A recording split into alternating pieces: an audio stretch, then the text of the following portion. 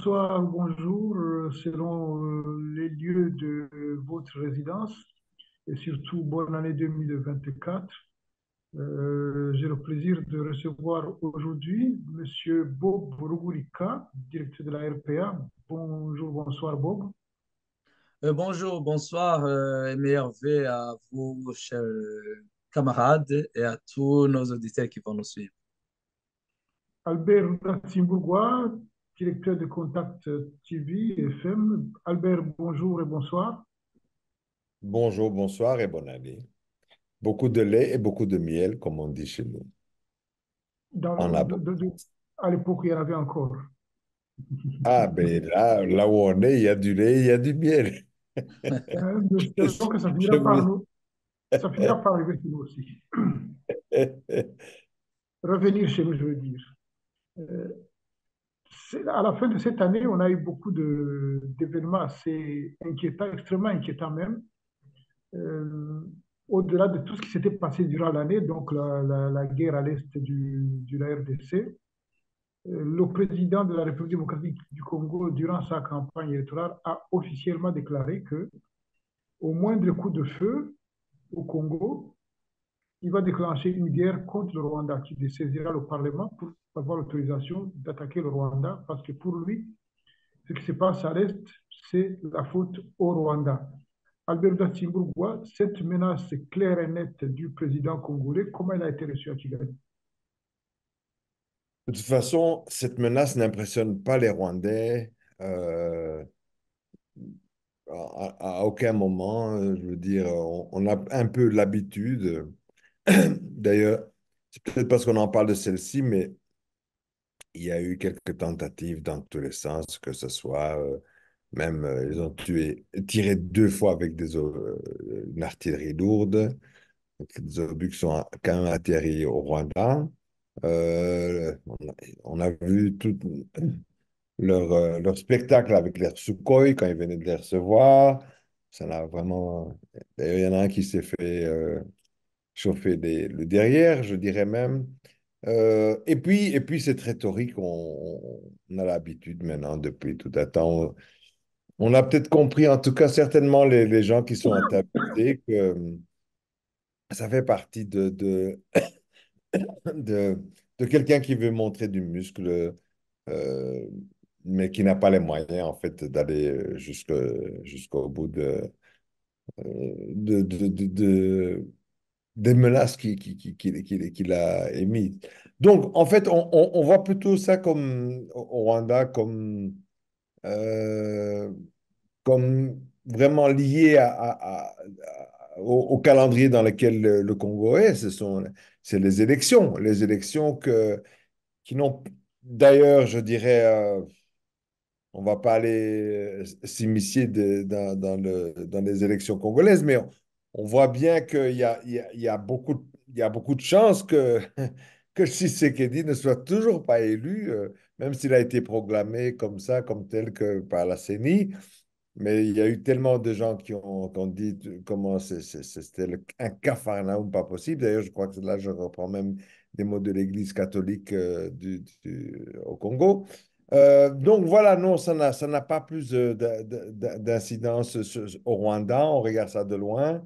Évidemment, on ne sait jamais parce que faut être fou de vouloir dire des choses comme ça. Vous savez, quand un fou vous menace qu'il va vous casser les carreaux avec des cailloux, ben, on peut toujours s'attendre à ce qu'il le fasse. Donc, mais ça ne va pas plus loin que ça.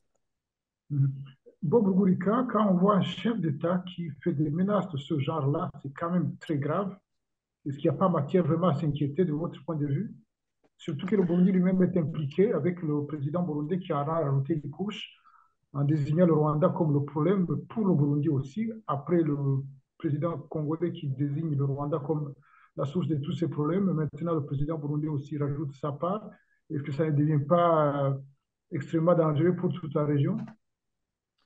Bon, moi, par contre, je suis très inquiet et je trouve effectivement que c'est un discours, c'est un langage, c'est une rhétorique très dangereuse, non seulement pour le Congo, pour le Burundi, mais vraiment pour la région du Grand Lac.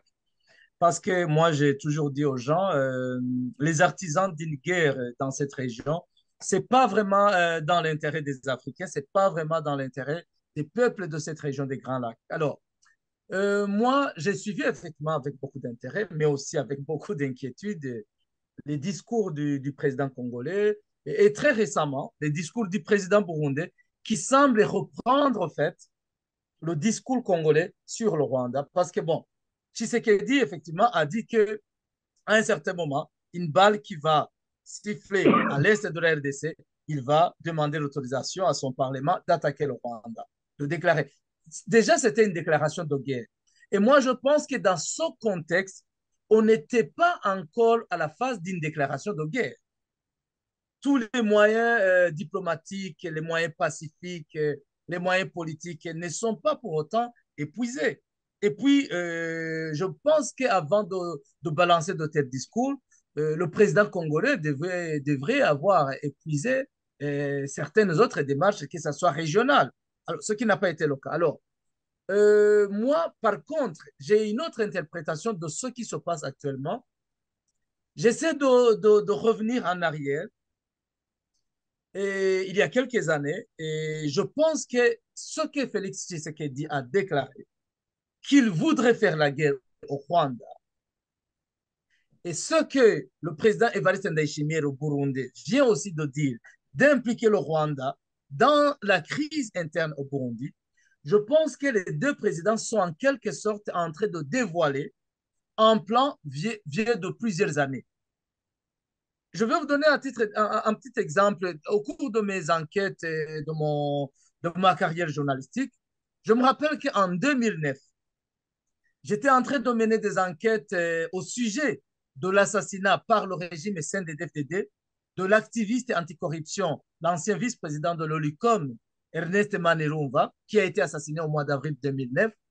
Et plus tard, on a découvert finalement, avec beaucoup d'autres observateurs, qu'Ernest Manerumba avait été assassiné par le régime CNDD-FDD parce qu'il enquêtait sur des armes qui étaient commandées par le gouvernement burundais à destination des stocks de l'armée et de la police burundaise, mais qui, curieusement, atterrissaient dans des conteneurs à l'est de la RDC entre les mains des FDLR, ces groupes génocidaires qui ont fui le Rwanda après le génocide des Tutsis au Rwanda en 1994. Donc, je me rappelle que l'ancien président tanzanien, qui était très proche du CNDD-FDD, le régime burundais, a exhorté, et je me rappelle d'une façon un peu vraiment peu diplomatique, a exhorté le président rwandais à entamer des négociations avec des groupes génocidaires terroristes qui sont à l'est de la RDC.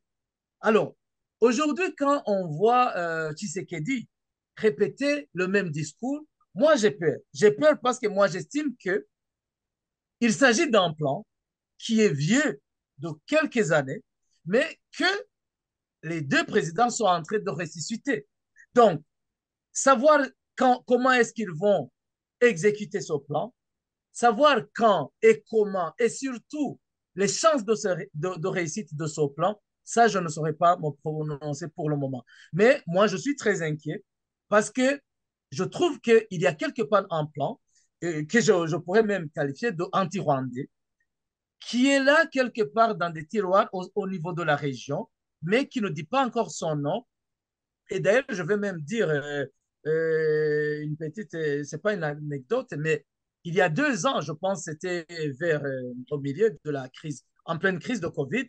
Moi, j'ai eu des discussions avec un officier des forces de défense et de sécurité en Europe qui me disait qu'au cours de leurs multiples réunions, leur patron leur avait dit qu'il voit une main déstabilisatrice, une main qui veut déstabiliser encore la région des Grands Lacs, mais qu'il ne voit pas exactement laquelle et pourquoi. Donc, tout ça, quand je les lis et que j'entends un peu ces discours, moi, je suis inquiet. Bob Rugurika, quand on voit que les troupes burundaises, les troupes congolaises aussi d'ailleurs, portent le même uniforme que des gens comme les FTLR, des Maïmaï, n'est-ce pas la faillite totale des États dans ces deux pays-là? bon, la faillite, elle est là, et puis elle est là sous plusieurs formes. Ce n'est pas seulement au niveau des forces de défense et de sécurité de ces deux États, mais c'est aussi au niveau de leurs économies. Mais regarde aujourd'hui l'économie burundaise, regarde ce qui se passe au Congo. Je ne vais pas beaucoup plus parler de l'économie au Congo, je suis beaucoup plus la situation au Burundi. Tout à l'heure, permettez-moi de me répéter parce que j'étais en train de parler d'un plan qui, pour moi, existe depuis quelques années. Rappelez-vous, quand on a parlé des entraînements paramilitaires à Kiliba Ondes, les années 2010, 11, 12, c'était des miliciens burundais formés par des instructeurs rwandais, probablement issus des FDR et des Congolais. Donc, il faut vraiment comprendre qu'il existe une certaine alliance burundo-congolaise avec différentes milices qui sont vraiment engagées dans un plan. Dans un plan, on ne saura pas aujourd'hui dire pour quelle issue, mais on le voit. Alors, tout récemment, effectivement, le président burundais a nié, a souvent nié, même l'armée burundaise, dans des communiqués que vous pouvez voir, ils ont toujours nié la présence des militaires burundais dans les rangs des FRDC qui sont en train de combattre contre le mouvement M23, un mouvement congolais qui milite et qui se bat pour les droits des citoyens congolais. Le président Ndayishimiye a toujours nié la présence, le gouvernement burundais a toujours nié la présence, l'armée burundaise a sorti souvent des communiqués qui nient la présence. Mais regarde ce qui vient de se passer récemment. Après le discours incendiaire de Tshisekedi contre le Rwanda, le président Evariste Ndayishimiye vient de l'emboîter le pas et surtout vient finalement de reconnaître la présence des troupes burundaises aux côtés des FRDC pour combattre le M23. Vous comprenez que cette fois-ci, il dévoile finalement un plan qui était resté jusque-là caché. Albert Dassimbourg, c'est un peu la même question. Est-ce que vous mesurez la gravité de cette situation où des FDLR, donc les INERAM en réalité, et les restes de l'armée de Habyarimana, pour ceux qui sont encore capables d'être actifs ou qui ont formé d'autres dans leur idéologie, les miliciens Maïmaï et d'autres miliciens dans cette région, réputés pour leur cruauté, se retrouvent dans les mêmes uniformes que les armées des deux pays voisins du Rwanda. Vous avez beau dire que vous n'êtes pas très inquiet, parce qu'il n'y a pas vraiment matière à inquiétude. Non, ce n'est pas vraiment une question. Enfin, je veux dire, évidemment, c'est toujours, je dirais, une situation qui amène un certain stress, mais je veux dire, enfin, un certain stress, et encore, je veux dire, c'est, c'est- c'est- ça dérange peut-être un peu enfin, je peux vous dire qu'au Rwanda, c'est pas quelque chose, c'est pas une matière dont les gens en parlent tellement, parce que, je veux dire, le Rwanda est ailleurs, je veux dire, on vient d'ouvrir un centre de production de vaccins, c'est le seul sur le continent. Il y a euh, un institut IRCA de Strasbourg qui vient de s'installer. Il y a une tonne de choses qui se passent au Rwanda qui nous mettent ailleurs dans tout ce qui est actualité, je veux dire. Mais c'est pas pour ça qu'on va négliger ce qui se passe dans les pays voisins. Mais là aussi, on voit que ce sont des pays qui sont en plein problème interne. En fait, c'est surtout ça. Je veux dire, c'est vraiment faire beaucoup de bruit, beaucoup de choses je dirais, pour leur propre, surtout, pour leur propre opinion nationale, hein, que ce soit au Burundi ou au Congo, les choses ne vont pas.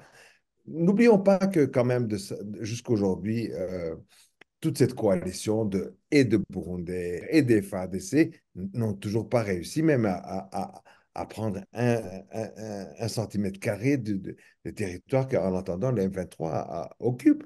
Donc je dis, il y a déjà encore le M23, comme il y a eu dans le passé le CNDD, FDD, tout ça. Ça fait partie des choses qui existent. Le Burundi est tellement dans ses propres problèmes d'être pratiquement un peu au banc de la communauté internationale, avec très peu de bailleurs qui veulent renouveler tant que certaines questions ne sont pas résolues, ne sont pas posées et répondues. Donc, je veux dire, c'est vraiment beaucoup plus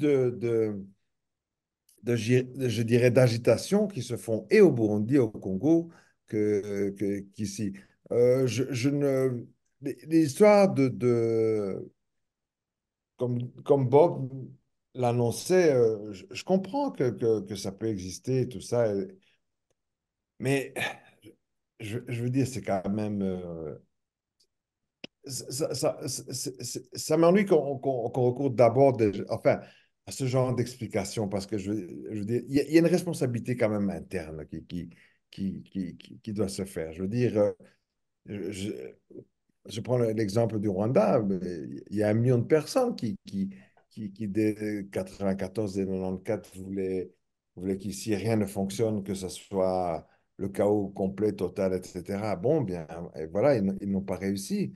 Et au contraire, on est tout à fait le contraire de ce qu'ils avaient voulu faire. Donc, il y a aussi que nous, en tant qu'Africains aussi, on ne doit pas nécessairement chercher les, les raisons, je dirais, en dehors de ce continent. euh, on est souvent nous-mêmes, nos propres bourreaux, on est souvent nos propres problèmes dans tout cela. Donc voilà, moi je ne crois pas que je veux dire, il ne faut pas oublier, pendant que tout cela, pendant qu'on cause, on a quand même le Rwanda a une présence au Mozambique. Ils ont pratiquement, là où ils ont été responsabilisés, les troupes rwandaises ont parfaitement mené à bien leur mission et on leur demande même d'étendre et en temps et en territoire. Bon, la même chose aussi en Centrafrique. En même temps, on a le Rwanda plein de coopération militaire avec des pays d'Afrique de l'Ouest, etc. Ce sont toutes des choses que, en tout cas, à partir du Rwanda, on voit. Donc, je dirais que le Congo et euh, le Burundi, je dirais que ce qu'on essaie d'éviter, c'est d'être entraîné dans des histoires à eux, mais ça ne se passerait jamais sur le sol rwandais, ça, je peux vous l'assurer. Malgré ce que vous dites, même s'il y a pas, même si on suppose qu'il n'y a pas de main extérieure à la région, le fait que l'East African Community soit incapacité en termes d'intervention diplomatique et que maintenant on fait appel à la SADC avec, nous dit-on, un mandat offensif et les déclarations qu'on a relevées tout à l'heure, et ce qui a vraiment pas matière à s'inquiéter dans cette région, sur ce continent de façon globale, on pourrait même dire la même chose sur le reste du monde, qu'on ne voit plus d'instances ou d'institutions capables de tempérer des situations conflictuelles pour qu'elles soient résolues de manière diplomatique ou politique. Est-ce qu'on n'est pas dans une situation extrêmement dangereuse où le premier qui jette le premier caillou peut entraîner tous les autres dans des situations inextricables? Malgré l'attitude des uns et des autres. Je crois pas, je crois vraiment, ici, la seule différence, c'est que le Congo, c'est un gros poisson.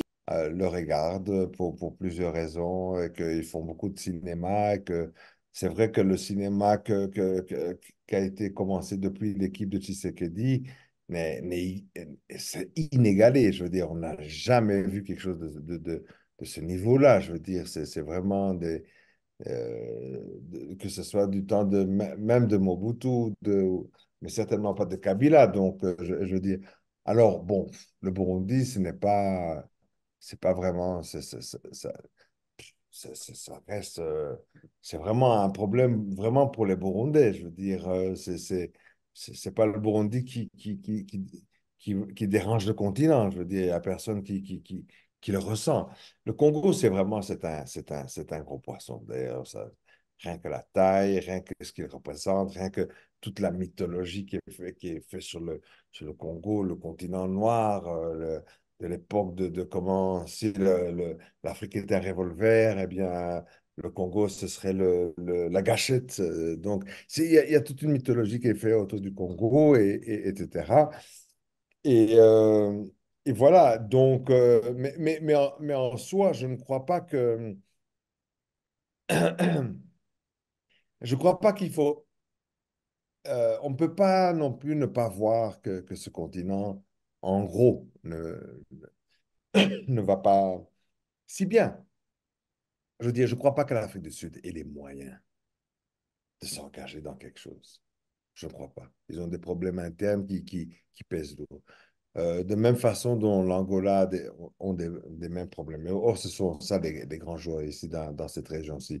Je ne crois pas que le Kenya a encore la même envie qu'ils ont eu quand tout ça a commencé. Je crois que Ruto, plus que n'importe qui, a été le premier à être content qu'il puisse enlever ses troupes du Congo, alors que c'était Uhuru qui s'était engagé avant lui. Donc, je ne crois pas que Museveni ait envie de vouloir laisser. Donc, je crois que malgré qu'il y a des gens qui font beaucoup de bruit, c'est vraiment des casseroles vides qu'on tape, mais je ne vois pas l'Afrique du Sud pour l'instant ou l'Angola, franchement, aller dans quelque chose dans lequel ils s'investissent. Parce que chez eux, les choses ne tournent pas. Et ça, c'est un lieu commun de pas mal de pays. Je veux dire, bon, en Angola, ça tourne d'une certaine façon, mais je veux dire, là où on arrive, Joao Lourenço est en train de penser, OK, il est en fin de... C'est son dernier mandat, il n'a pas pu changer la loi, donc il doit trouver quelqu'un qui va continuer, tout ça, etc. L'Afrique du Sud, déjà, a traîné les pieds pour aller au Mozambique. Ils ont été là-bas parce que c'était ridicule de voir que l'Afrique du Sud n'y allait pas alors que le Rwanda y allait. Mais aujourd'hui, le Rwanda est là en plein succès de mission, etc.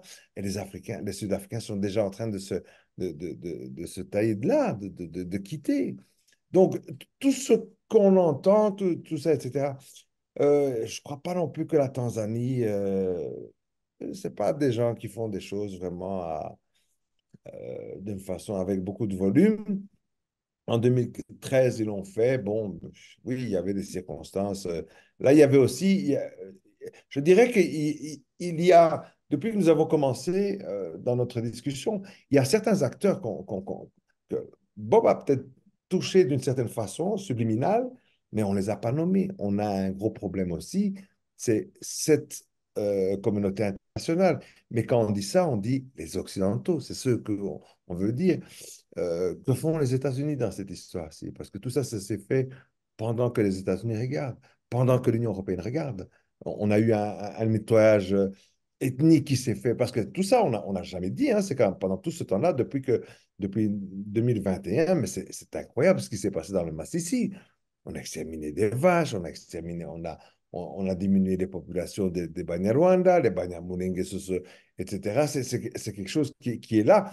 Et pourtant, cette communauté internationale reste, reste vraiment très, fait la sourde oreille, je dirais. Si elles disent quelque chose, c'est avec un silencieux. Euh, donc, le vrai problème, c'est vraiment le Congo, mais je ne crois pas qu'il y ait d'autres gens qui, à ce stade-ci, aient envie de se mouiller vraiment la chemise pour le Congo. Albert Tatimbourgoua, merci beaucoup. Merci aussi. Bob Rugurika, merci beaucoup. Merci, Monsieur Mozi. Merci à ceux qui nous ont aidés à préparer, à vous présenter cette émission et à vous qui l'avez suivi. Merci, à la prochaine.